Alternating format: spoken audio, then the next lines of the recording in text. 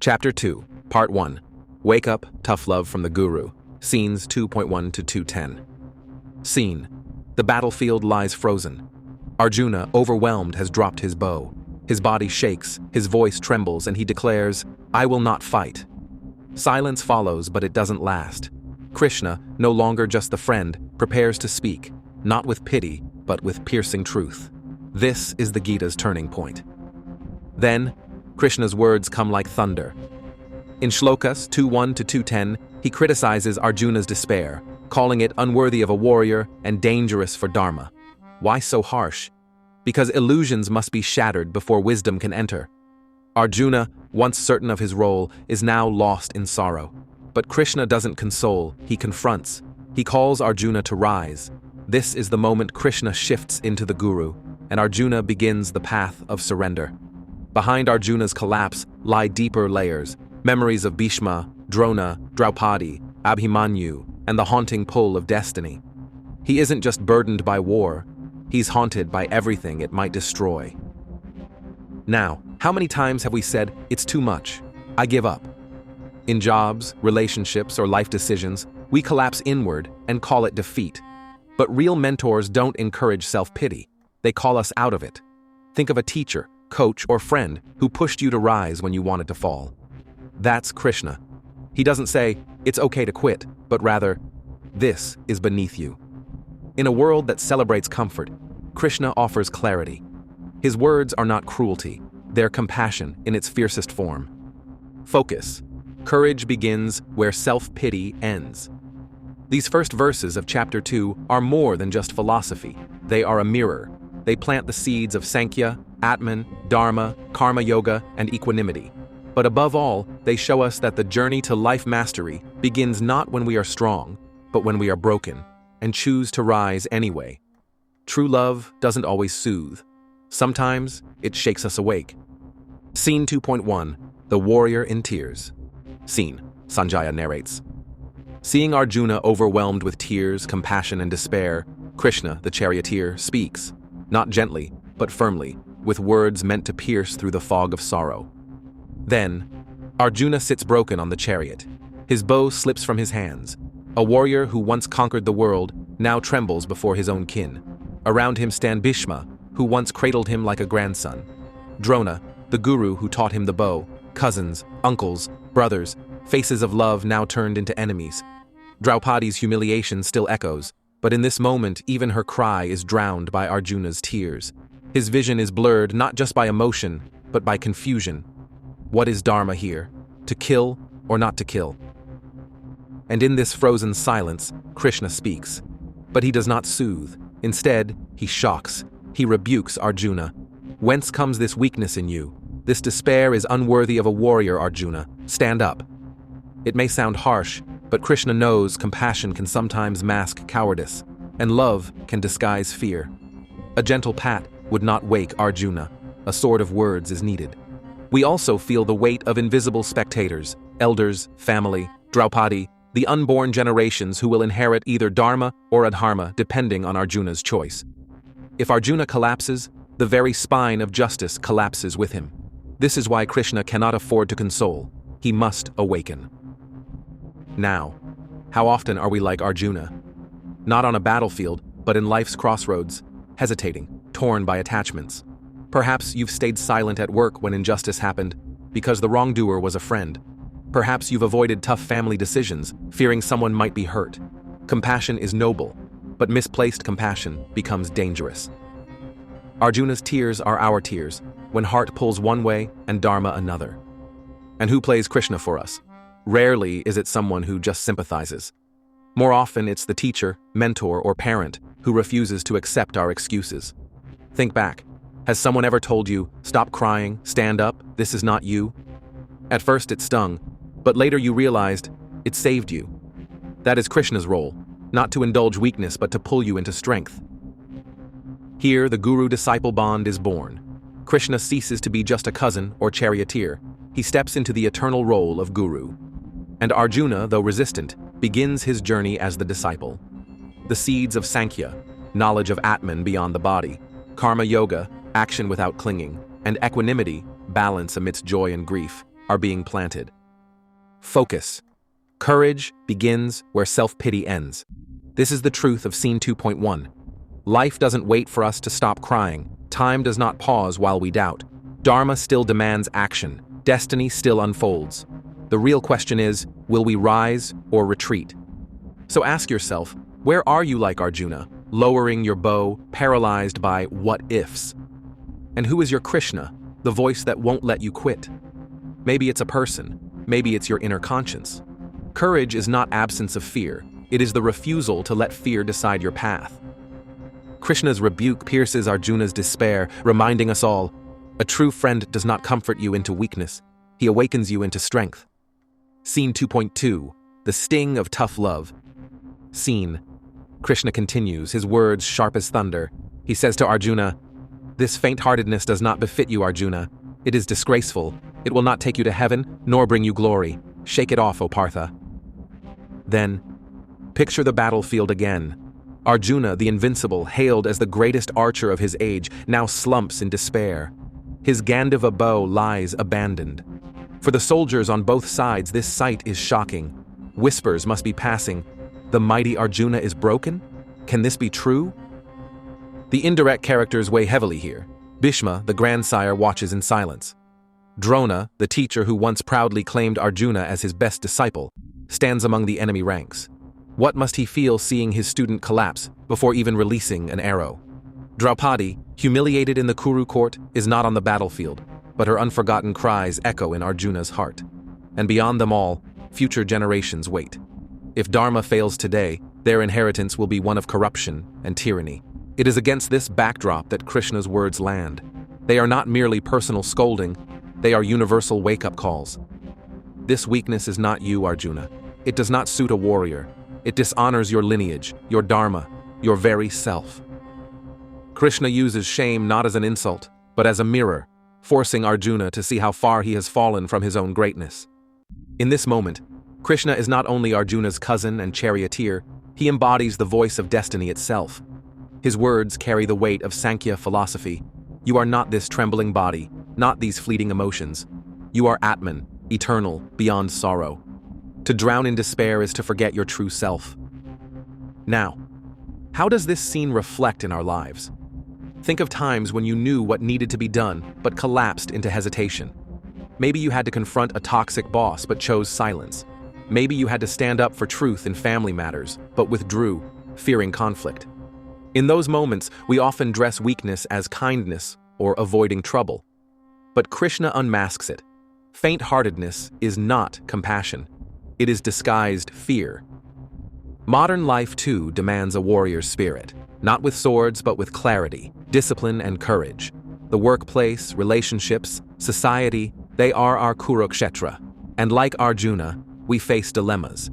Should I act or retreat? Should I stand for truth or keep peace? Krishna's teaching is timeless. Faint-heartedness dishonors you. Courage elevates you. Think of your mentors. Have you ever had someone tell you bluntly, "This is not you. You are bigger than this"? At first, it hurts. Our ego resists. But later, we realize such words realign us with our higher self. Krishna is that mentor, dissolving illusions, demanding courage. And notice the guru-disciple dynamic here. Krishna is not sugarcoating. He is holding Arjuna to his highest potential. A true guru never pampers weakness. He calls forth your strength, even if it feels uncomfortable. Focus. The message is piercingly clear. Weakness disguised as compassion is still weakness. Life will constantly tempt us to shrink, to avoid discomfort, to surrender to fear while pretending it's love or peace. Krishna tears off the mask. He reminds us, to be true to Dharma, to your Atman, you must act with courage. So reflect. Where in your life are you hiding faint-heartedness under a noble-sounding excuse? And who in your world is your Krishna, the voice that won't let you settle for less than your truth? Krishna's challenge to Arjuna is a challenge to us all. Shake it off, rise, act, for honor, for dharma, for your own self. Scene 2.3. Arjuna's plea for escape. Scene. Arjuna says, "O Madhusudana, how can I engage in battle with Bhasma and Drona, worthy of my worship? It would be better to live as a beggar than to slay such revered elders." Then, This moment is one of the most human in the Gita. Arjuna, the heroic archer, does not fear weapons or wounds. He fears the moral burden of harming those who raised and loved him. Imagine his heart, Bhasma, his great-granduncle, who blessed his childhood, Drona, his guru, who taught him every nuance of archery. For Arjuna, lifting a bow against them feels like lifting a hand against his own soul. He would rather choose humiliation, even starvation, than bear the stain of bloodshed. Indirect influences ripple here. Draupadi, dishonored in the assembly, her dignity demanded justice. The younger generations, the sons of Arjuna and his brothers, would live under tyranny if Dharma fell. And yet Arjuna's compassion overpowered his dharmic clarity. Dharma, righteous duty, itself trembled in his heart. Now, how often do we face choices where the head says one thing, the heart another? Maybe at work, where loyalty to a mentor clashes with truth.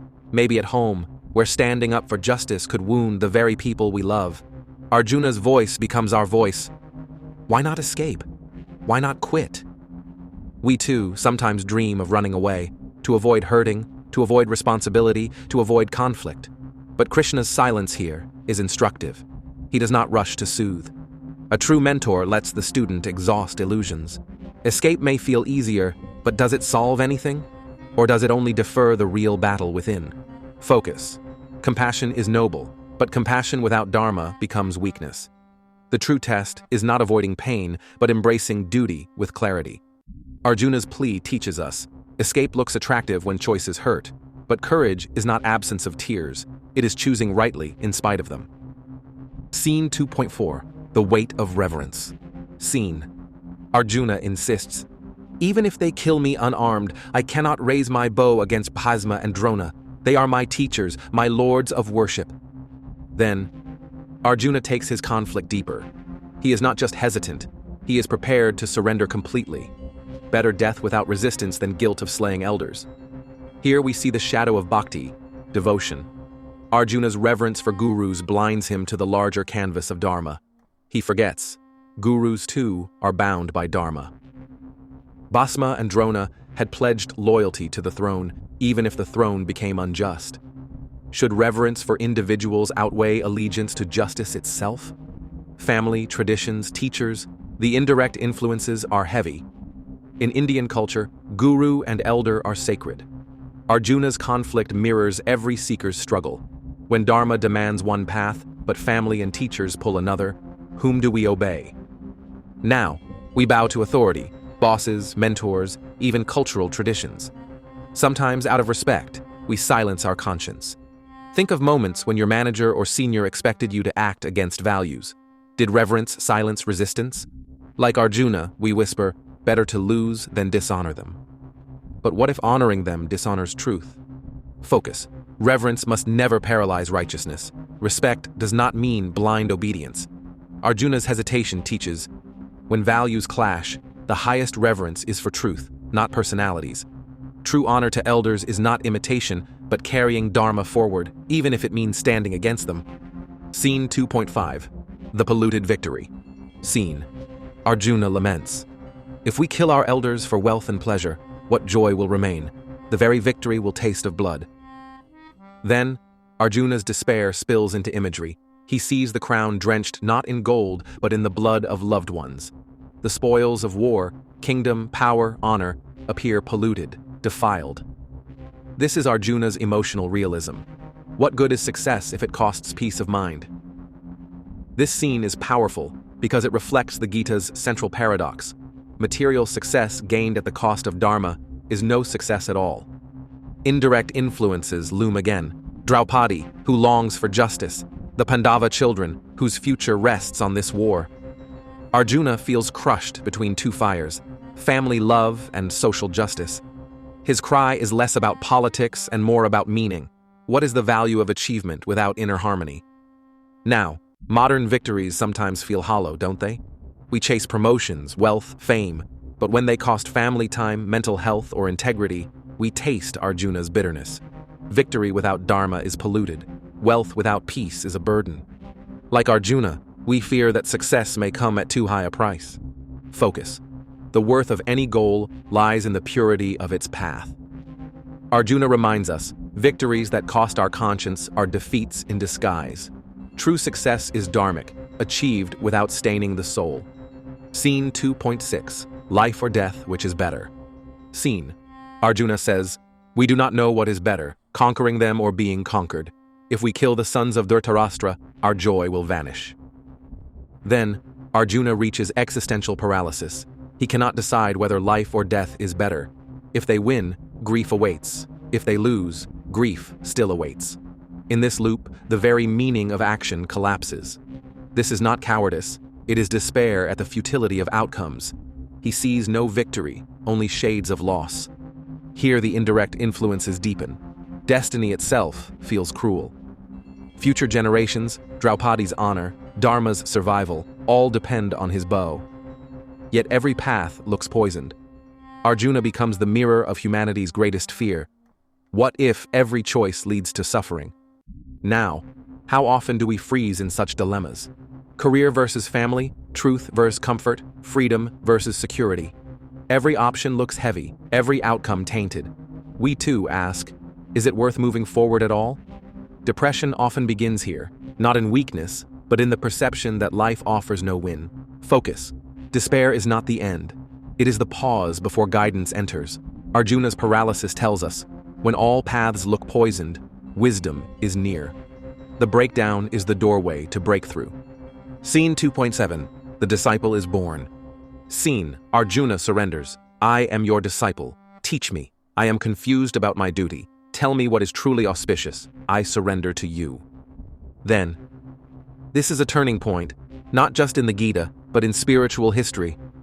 Arjuna, the mighty warrior, finally accepts his own ignorance. No more arguments, no more justifications. He bows to Krishna as guru. This marks the sacred moment where the battlefield becomes a classroom and despair becomes the seed of wisdom. The guru-disciple dynamic blossoms. Only when the student surrenders does teaching truly begin. Indirect influences still hover. Bhisma, Drona, family. But now Arjuna seeks a higher compass beyond relatives and emotions. He admits, I cannot rely on my limited mind. This humility is Dharma's true gateway. Now, this is our moment too. Haven't we faced times when logic, emotion, and tradition all failed to guide us? In confusion, we looked for a mentor, a philosophy, a scripture. Growth begins when ego bows. Real learning starts not with answers, but with the courage to say, I don't know, please guide me. Focus. Surrender is not weakness, it is strength in its purest form. By accepting Krishna as guru, Arjuna shows us that guidance flows only when pride dissolves. Our real victories begin the day we admit confusion and open ourselves to wisdom. Scene 2.8. The web of weakness, no end in sight. Scene. Sanjaya narrates. Arjuna, his throat dry with despair, admits he cannot see any solution. Kingdom, victory, pleasures, none can heal the wound of losing his kin. Then, here is the warrior who once pierced the Chakravyuha and guarded Draupadi's honor in dice halls. And yet, on this battlefield, he admits a truth. I see no way to drive away my grief, not even if I were to gain unrivaled dominion over earth or the very throne of the gods. This is not cowardice, it's exhaustion, from standing at a crossroad where Dharma collides with emotion. The indirect influences weigh heavy. Bhasma's authority, Drona's affection, Draupadi's silent cries for justice, the children of the next generation who will inherit this war. Every tie pulls Arjuna in opposite directions. His heart feels strangled by an invisible web. Now, have you ever reached a point where success itself tastes like ash? Perhaps you landed a promotion, but at the cost of health, family, or your own peace. Or maybe you dreamed of a victory, only to realize achieving it wouldn't dissolve the emptiness within. Arjuna speaks for us when he says, even if I win everything, I still lose myself. This is the universal human confession, when external goals no longer promise healing. It is at that moment we stand naked before our own soul, forced to ask, what am I really seeking? Focus. Arjuna's breakdown shows us the first wisdom. Outer victories cannot heal inner emptiness. We too must stop chasing crowns that cannot cure grief. The only real victory is clarity of self. Ask yourself, what goals am I chasing that cannot truly end my sorrow? When you identify them, you begin to reclaim freedom. Scene 2.9. Surrender to the Guru. The student is born. Scene. Sanjaya continues. Arjuna, trembling, places his bow down and tells Krishna, I am your disciple. Please instruct me. Show me what is truly good for me. Then, this is the birth of the Guru-disciple bond. Krishna had been a friend, a cousin, even a charioteer, but now the roles transform. Arjuna surrenders, not to weakness, but to wisdom. He admits, I don't know what is right. I am confused. Please guide me. This moment is cosmic. Imagine destiny watching. The future of Dharma rests on this surrender. Without it, no Gita would ever have been spoken. Krishna does not impose wisdom. He waits for Arjuna to ask. Only when the disciple bows in humility does the teacher's lamp ignite. Now, think of your own life. When has pride stopped you from asking for help? Have you tried to solve everything alone, only to circle the same misery? Real growth begins when we admit, I don't know, please guide me. Whether that guide is a teacher, a mentor, or life itself, this surrender is strength, not weakness. Focus. Surrender is not defeat. True courage is saying, teach me. Arjuna shows us that when the ego bows, wisdom flows. Reflect. Where in your life do you need to stop pretending you know the way? Find your Krishna and ask. That is the beginning of transformation. Scene 210. The silence before the storm. Scene. Sanjaya observes. As Arjuna collapses into silence after surrender, Krishna, smiling, prepares to speak words that will echo through eternity. Then, this is the stillness before thunder. Arjuna has laid bare his wounds. He has declared, I can no longer fight my grief alone. In this pause, something mystical happens. The battlefield, filled with conch shells and warriors, fades into the background. For a brief moment, it is just the teacher and the student, eternal time, eternal wisdom. Krishna's smile is not mockery. It is compassion, the smile of one who sees the path ahead clearly, even when the disciple does not. Arjuna has emptied his heart, and now Krishna can pour nectar into it. Now, in our lives too, before breakthroughs, there is silence. The breakdown comes, the surrender happens, and then the pause. Often we mistake silence as abandonment, but it is preparation. Life pauses to give us room to listen. Have you ever experienced that? When after crying out your heart, there is suddenly a strange quiet, and in that stillness, answers begin to take shape? That's the Arjuna moment. Focus. This silence is sacred. When we stop speaking, wisdom begins to speak through life. Arjuna's quiet surrender prepared the stage for Krishna's eternal song. For us too, before the guidance comes, we must fall silent. Reflect. Are you creating space to listen, or are you too busy drowning in your own noise? Summary. When despair meets the Guru. 2.1210.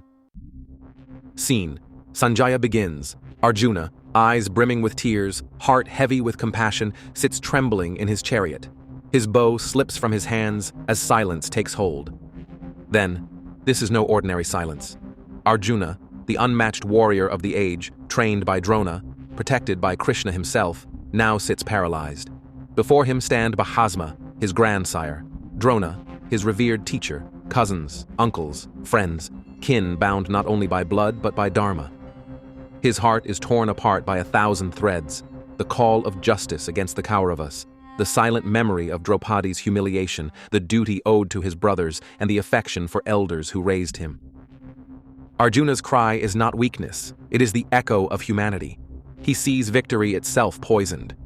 Even the throne of heaven, he admits, cannot heal the grief of killing his own kin. He voices what every heart secretly fears. Even if I win the world, I still lose myself. Now, how often have we too been caught in such knots? Maybe not on a battlefield of arrows, but in life's war zones, torn between career and family, success and peace, ambition and conscience. We, like Arjuna, have faced those nights when even triumph tastes like ash, when every path seems to wound someone we love. And in those moments, don't we whisper his same words? I see no solution. It is the universal cry of the soul when outer goals can no longer cover inner emptiness. Focus. Arjuna teaches us this truth. To feel despair is not failure. It is the first honesty of the soul. Only when we stop pretending that crowns will cure us can we begin the deeper search for clarity. Then, this pause is sacred. All the noise of conch shells and war drums fades, leaving only the eternal dialogue between doubt and wisdom, between man and God. Arjuna has emptied his heart. Now Krishna, the friend who became the teacher, prepares to fill it with nectar. His smile is not mockery. It is the serene smile of one who sees beyond the fog, who knows that from this breakdown will rise a timeless teaching that will guide humanity for millennia. Now, have you felt that pause in your life? The storm breaks, the tears are shed, the confession is made, and then silence. It feels empty, but it is the most fertile emptiness, for it is in silence that answers come. Wisdom waits, like Krishna, to be invited in. Focus. Arjuna's silence teaches us. The journey to wisdom begins when we stop speaking and start listening. Life cannot pour nectar into a cup already overflowing with noise. To hear your inner Krishna, you must create space. This is not just Arjuna's story.